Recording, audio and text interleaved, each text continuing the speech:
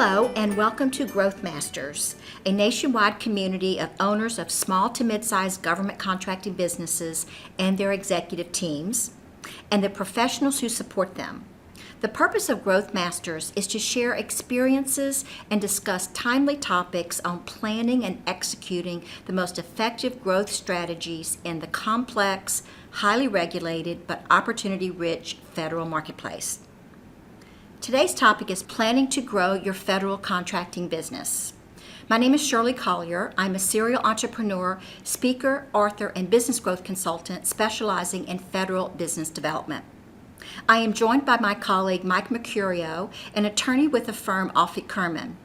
Mike is a principal in the firm and a leader in their corporate and M&A practices. Hello, Shirley. Today's topic regarding preparing your federal contracting business to grow will be examined from two perspectives, legal and business development. Mike will represent the legal perspective and I will represent the strategic business development perspective. We are broadcasting from the greater Washington, D.C. area and welcome our viewers from around the country.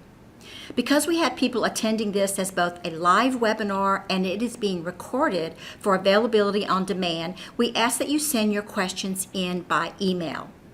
Please send them to questions@scale2market.com, scale number 2market.com.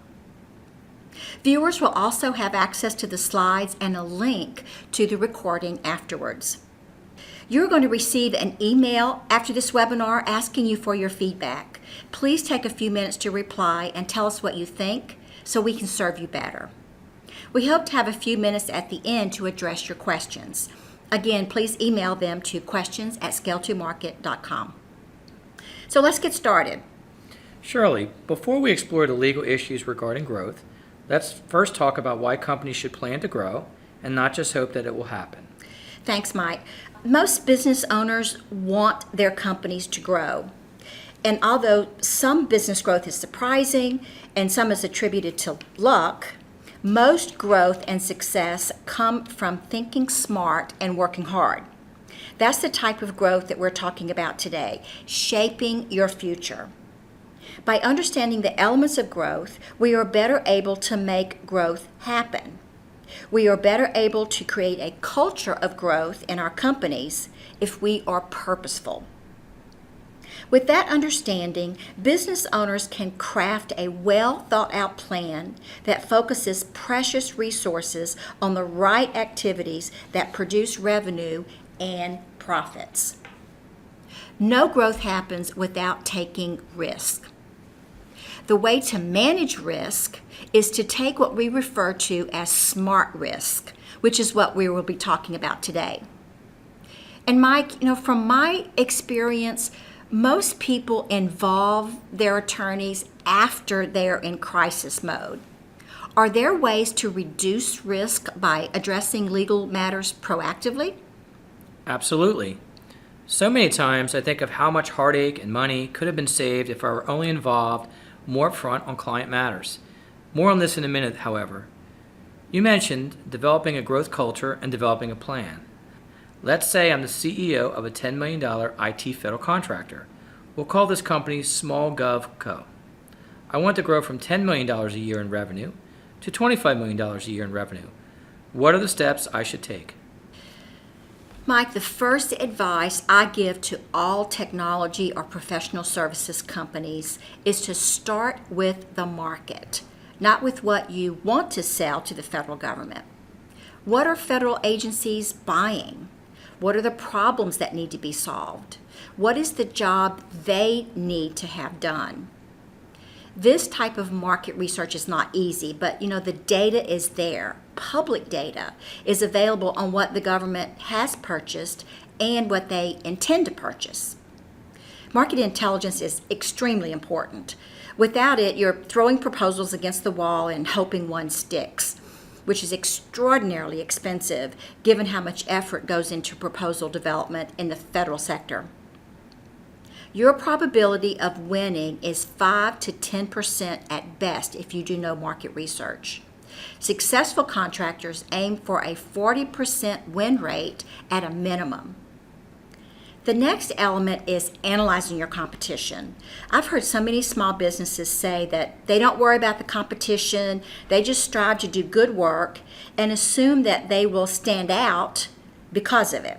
Now, I'm not downplaying doing good work, but it takes more than that to succeed. Your company, your proposals are being evaluated against the competition. And the evaluation criteria the government uses is not just good performance. Sometimes that is factor 3 or 4 on the rating scale. That's why small GovCo, in our example, needs to be very aware of how they are positioned in the federal marketplace. Why would an agency buy from them and not the competition? Federal buyers are extremely risk averse. They may say they are trying to foster competition and are looking for innovations, but evidence says they are more comfortable with incumbents who make incremental improvements. And sometimes the acquisition motive is socially based. The federal government has to meet their set-aside goals, which may override other considerations. Okay, let's assume that small GovCo has done their homework and has identified 3 agencies that have documented demand for what they are selling. How do they pivot and position their company to compete and win? Well, we're only addressing this topic superficially today, but it is important that the company have a plan. Sometimes it's called a playbook, but the plan must clearly articulate how small GovCo is going to market their capabilities to federal buyers, which relationships they can leverage, what teaming partners they need to win, what pricing they need to hit, what types of people they need to hire, and just as important, how much time and money do they need to invest in business development before they see a return on investment.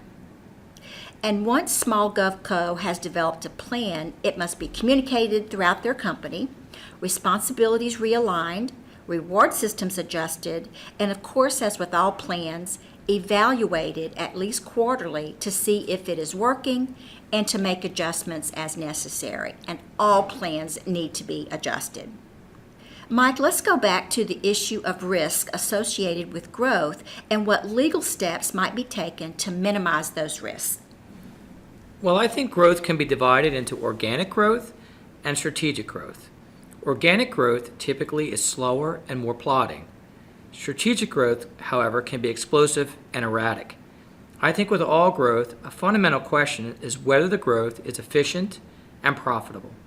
Remember, it's the bottom line that counts in for-profit business, not the top line. Regardless of whether your growth plan is organic or strategic or a combination of both, I think that every company needs to ensure that its foundation is strong and is able to support growth. So what are some of those foundational issues, Mike? Foundational issues include having a corporate structure and governance that creates certainty and has clear authority lines and a division of responsibilities. For example, if small GovCo has 2 or more owners, do they have a strong operating agreement / shareholders agreement along with other corporate documentation that allows the partners to manage their swim lanes without stepping on toes? Does it provide for resolution of disputes? And does it allow for clarity with employees so that decision-making is clear? Another foundational issue relates to working capital. Is small GovCo adequately capitalized?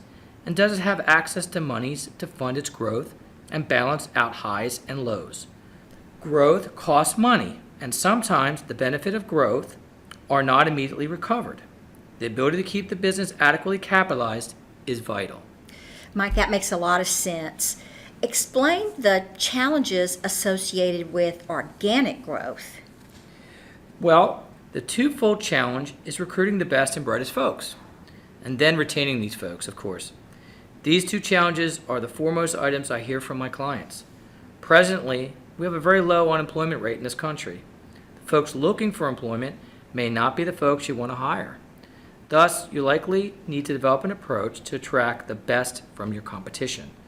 This approach includes making certain your outward footprint creates the right message. For example, Is your website a recruiting tool for you, and does it convey the message that you want your potential employees to understand about your mission and your culture? Many companies fall down in this item. Ah, culture. I hear this buzzword a lot. What do we mean by culture? Well, in today's world, potential employees are attracted to business for items greater than compensation many times.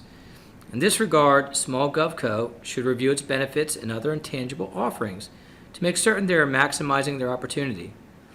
Once the job candidates have been identified, does their employment and HR policies protect the business from disclosure of confidences and trade secrets? Do they protect them from poaching of clients, vendors, and fellow employees? Lastly, do their policies clearly delineate who owns and has rights to intellectual property developed during employment? Further, does Small GovCo's compensation policies adequately incentivize key employees to reach goals and to work to their fullest potential? Mike, you are so right. Many companies only address these issues after there's a problem. Now, you also specialize in mergers and acquisitions. Can you address those growth issues? Certainly. If growth is strategic in nature, then Small GovCo likely is considering acquisitions. Acquisitions are a great means to grow quickly by acquiring talent, skill sets, contracts, and new geographies. While acquisitions can be a great way to grow, and to grow fast, acquisitions can also come with much risk. Before considering any acquisitions, Small GovCo should make certain their company is foundationally strong, financially, legally, and so forth. Acquisitions can bring great synergies if done correctly, but also can bring great problems. When considering an acquisition, make certain to assemble a deal team. An attorney, of course, accountant, other advisors versed in the marketplace, and specifically in M&A. If you are the buyer of a business, you take on many risks. Performing adequate and complete diligence at the outset is paramount. In my opinion, the largest reason for acquisition failure is that most of the diligence and related efforts focus solely on the financial symmetries of the business. Financial details are important, but operational matters and legal matters, including the ability to assimilate cultures, can make the difference between a dynamic acquisition and a failed attempt. This is such a fascinating and important discussion, Mike, but we have run out of time for today. So let's summarize our thoughts. From my side, growth can and should be planned. Good plans are market-driven and include an understanding of how you fit into the marketplace relative to your competition. And I love this quote, execution eats strategy for breakfast. Implementation involves having the right people, teaming partners, processes, and pricing to win profitable contracts and grow. And from my end, my summary is whether your growth is organic or strategic, your foundation must be strong to support that growth. Foundation means corporate governance, access to capital, protection of corporate assets, and positioning the company for successful mergers and acquisitions. And the final point is to hire professionals to help you. People with experience can help you avoid many costly mistakes and help put you on the road to prosperity. This ends the formal part of our presentation. We'll put up the contact slide while we take a few questions from our audience. So let's see. Here we have our first question is, where can I go to find additional resources on these topics? I'll take that one. There's a ton of information on our respective websites, on the Skeleton Market and the Offutt Kerman websites. And those websites are noted on the last slide of this presentation. So I encourage you to take advantage of the resources posted there. Okay, the second question is, what public databases do you recommend to determine an agency's future buying trends? I'll take that one as well. FPDS, which many of you might be familiar with, the Federal Procurement Data System, has historical records. And there are paid subscriptions that aggregate many of these public databases. And there is a a GSA portal that I really like. All federal agencies are required to upload their procurement forecast to the GSA. So I would recommend that you Google GSA procurement forecast. If you can't find a specific agency's procurement forecast on the GSA website, then go directly to that agency's website. Okay, let's see. Another question is, what tools do you frequently see that are effective to incentivize key employees? I'll take that one, Shirley. I see a continuum of planning options. On the one side, I typically see phantom equity plans and stock appreciation rights along with stock options. On the other side of the continuum, I often see restricted stock all the way up to unrestricted equity. Okay, excellent. And let's see, we have one more question. When doing acquisitions, what are some means to manage or mitigate risk with the seller? I'll take that one as well, Shirley. So from my viewpoint, the first and foremost is to assemble a proper deal team. Get folks that are skilled and versed in M&A. But beyond that, make sure to do your diligence. Diligence is meant to uncover skeletons in the closet and otherwise manage risk. Work on your pricing and your valuation. So when pricing a deal, make sure that you match payment terms to the incentive that you're trying to accomplish with the seller.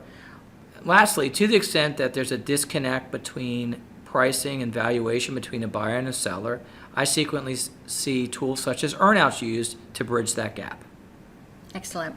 Really good advice, Mike. So it's time to wrap up. Mike, thank you so much for your incredible insights today. Thank you, Shirley. It's been my pleasure. And Shirley, thank you for your advice on business development. And thank you to all of you who have tuned in from around the country. Sign up to our mailing list at no cost for more complimentary, valuable information about growing your federal contracting business. Don't hesitate to contact Mike or me if you have any questions about how to grow your business profitably in the federal marketplace. And look for additional information from us on future events. Have a good day.